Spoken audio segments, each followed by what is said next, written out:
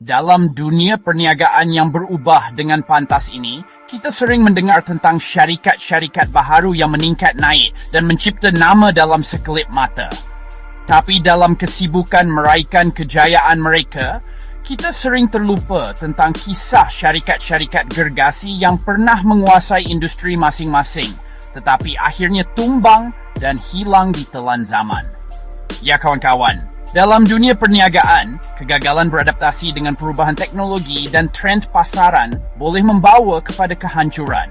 Syarikat-syarikat yang dulunya dianggap kebal dan terlalu besar untuk gagal, akhirnya terpaksa akur dengan hukum alam, adaptasi atau mati.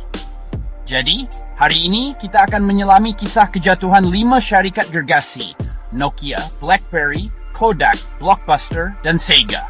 Mereka adalah bukti nyata bahawa tiada siapa yang terlalu besar atau terlalu berjaya untuk gagal. Jom kita mulakan. Siapa yang tak kenal Nokia? Jenama telefon bimbit yang pernah menjadi raja di hati pengguna seluruh dunia. Pada awal tahun 2000-an, Nokia menguasai pasaran telefon bimbit global dengan model-model ikonik seperti 3310 dan siri N-Gage. Mereka adalah lambang inovasi dan ketahanan dengan bateri yang tahan lasak dan reka bentuk yang ergonomik. Tapi malangnya, kejayaan Nokia tidak kekal lama. Kemunculan teknologi skrin sentuh dan sistem operasi canggih seperti iOS dan Android mengubah lanskap industri telefon bimbit secara drastik. Nokia yang terlalu selesa dengan formula kejayaan mereka gagal untuk beradaptasi dengan perubahan ini. Mereka enggan meninggalkan sistem operasi Symbian mereka yang semakin ketinggalan zaman dan lambat untuk menghasilkan telefon pintar skrin sentuh yang mampu menandingi iPhone dan peranti Android. Sama seperti Nokia, BlackBerry juga pernah berada di puncak kejayaan. Telefon pintar mereka dengan papan kekunci QWERTY fizikal menjadi pilihan utama para eksekutif dan profesional pada awal tahun 2000-an. Model seperti BlackBerry Bold menjadi simbol status dan productivity dengan ciri-ciri email dan pemesejan yang canggih pada masa itu. Namun, kejayaan BlackBerry juga tidak bertahan lama. Sama seperti Nokia, mereka gagal untuk bersaing dengan arus perubahan teknologi. Sistem operasi BlackBerry OS yang tertutup dan ekosistem aplikasi yang terhad tidak dapat menandingi keterbukaan dan kepelbagaian yang ditawarkan oleh iOS dan Android. Keengganan BlackBerry untuk meninggalkan papan kekunci fizikal dan beralih sepenuhnya kepada skrin sentuh juga menyumbang kepada kejatuhan mereka. Kisah Kodak adalah sangat ironis. Mereka adalah perintis dalam fotografi, syarikat yang memperkenalkan dunia kepada keajaiban menangkap momen berharga. Daripada film Kodak yang ikonik hinggalah kepada kamera Brownie yang mudah digunakan, Kodak telah membentuk lanskap fotografi selama lebih abad. Tetapi ironisnya, Kodak juga adalah pencipta teknologi yang akhirnya membawa kepada kejatuhan mereka sendiri. Ya, dan tidak salah dengar. Kodak sebenarnya mencipta kamera digital pertama pada tahun 1975. Tapi kerana takut teknologi menjejaskan perniagaan film yang menguntungkan, Kodak memilih untuk menyunyikan ciptaan mereka sendiri. Ingat lagi zaman kegemilangan kedai sewa video?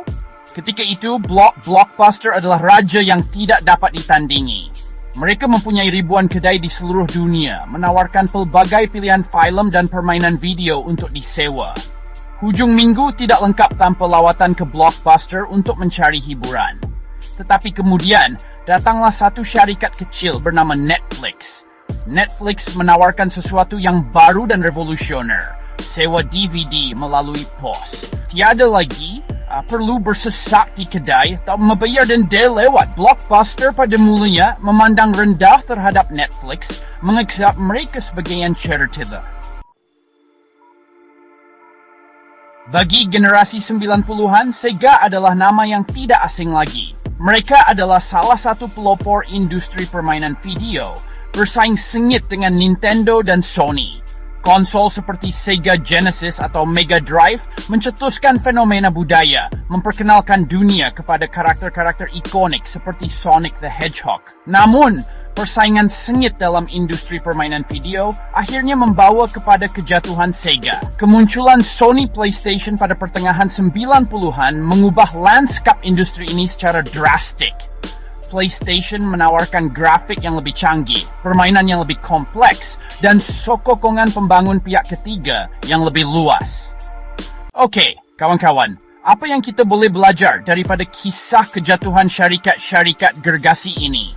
Banyak sebenarnya. Pertama sekali, kita belajar bahawa tiada siapa yang terlalu besar atau terlalu berjaya untuk gagal. Dalam dunia perniagaan yang sentiasa berubah ini, adaptasi bukanlah satu pilihan, tetapi satu kemestian. Syarikat-syarikat yang gagal untuk menyesuaikan diri dengan perubahan teknologi, trend pasaran, dan kehendak pengguna akan ditinggalkan. Kedua, kita belajar tentang bahaya kesombongan dan keangkuhan. Nokia dan BlackBerry terlalu yakin dengan kejayaan mereka sehingga mereka gagal untuk melihat ancaman yang datang dari pesaing-pesaing baru. Kodak, walaupun mencipta teknologi yang bakal menggulingkan mereka, terlalu takut untuk merosakkan perniagaan sedia ada mereka.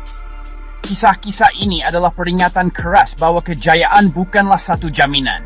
Mungkinkah nanti jenama seperti Honda, Toyota dan lain-lain bakal merudum jika tidak beradaptasi dengan menggunakan teknologi EV?